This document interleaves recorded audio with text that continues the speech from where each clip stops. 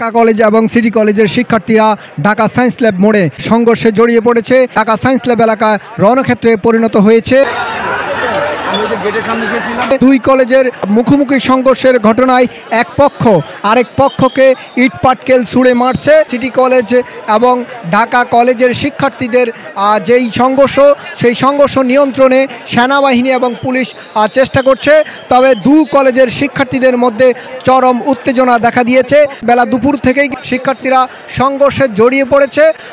ঢাকা কলেজের শিক্ষার্থীরা science lab মোড় ফুটওভার ব্রিজের নিচে অবস্থান করেছে এবং সিটি কলেজের শিক্ষার্থীরা তারা সিটি কলেজ যে গেট রয়েছে সেই গেটের সামনে তারা অবস্থান করেছে। দু কলেজের শিক্ষার্থীরা এক পক্ষ আরেক পক্ষকে লক্ষ্য করে ইট পাটকেল ছুঁড়ে মারছে এবং শিক্ষার্থীদের এই সংঘর্ষের ঘটনায় রণক্ষেত্র পরিণত হয়েছে ঢাকা সায়েন্স ল্যাব মোড়। সেখানে সেনাবাহিনী পুলিশের পক্ষ থেকে দুপক্ষকে নিয়ন্ত্রণের চেষ্টা করছে। তবে শিক্ষার্থীরা কোনো পক্ষেই শান্ত হচ্ছে না। এক পক্ষ আরেক পক্ষকে লক্ষ্য করে ইট পাটকেল ছুঁড়ে মারছে।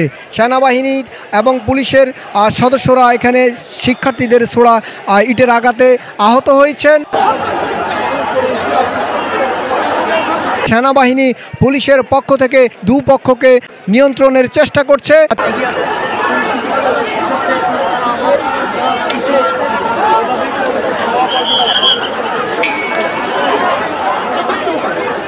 তবে শিক্ষার্থীরা কোনো পক্ষেই শান্ত হচ্ছে না।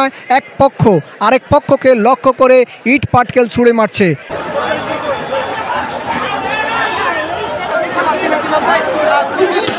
সেনাবাহিনী এবং পুলিশের সদস্যরা এখানে শিক্ষার্থীদের ছোড়া ইটের আঘাতে আহত হয়েছেন।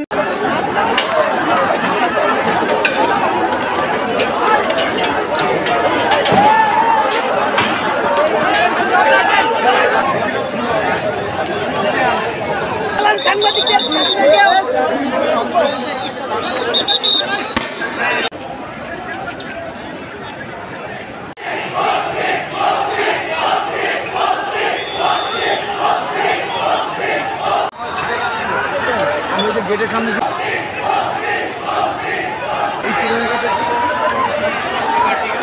চাপেন চাপেন চাপেন পাটকেল লিখিত করেন।